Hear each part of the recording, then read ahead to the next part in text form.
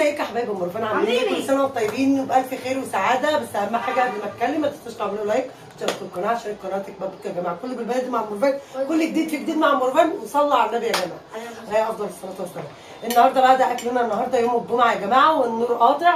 انا مش قاعده هنا في الحته دي بالظبط عشان طبعا رينج لايت مش شغال عشان النور قاطع، فعشان اضاءه الاضاءه النور عندنا بيقطع من 6 ل 7.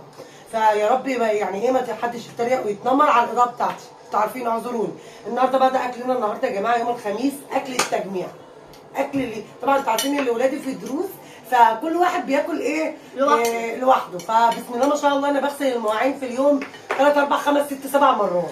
فطبعا النهارده الجمعه وقاعدين، وقررت ان انا اعمل الفيديو مخصوص الساعه 6 عشان كلهم قاعدين، لان كان في كمان دروس النهارده الروفان والاخوات. النهارده بقى اكلنا يا جماعه حاجه كده على معصم، لحمه محمره، مكرونه، بطاطس شيبس عشان الابله روفان ما بتاكلش اللحمه، ملوخيه خضراء الجمدان بتاعه ام روفان، وشوربه بقى وحركه والسلطه الجمدان بتاعه ام روفان. انا اللي عاملاها، سلطه روفان اللي عاملاها وانا اللي عامله الملوخيه. المهم فده اكلنا النهارده يا جماعه. اللي قايمه يوم الجمعه تتمخطر وتتأنتخ كده وعاوزه تعرف تعمل ايه، لان في ناس لسه قايمه من النوم حالا بقى، بيبقوا سهرانين بقى وكده.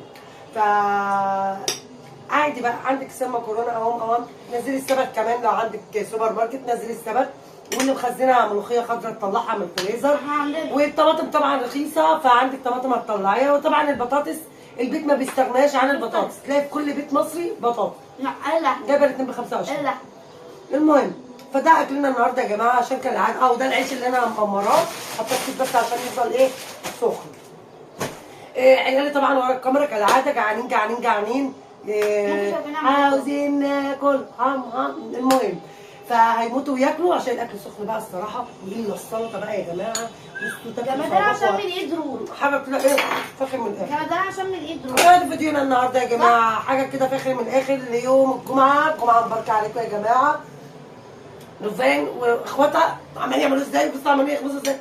خلاص يا ماما خلاص جعانين.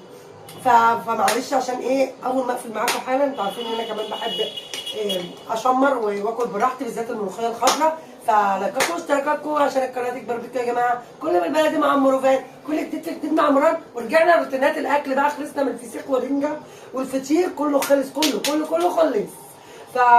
وده روتيننا النهارده بقى يا جماعه. بحبكم السنه خلاص، عارفين لما بكون جعانه بهلس في الكلام. بحبكم.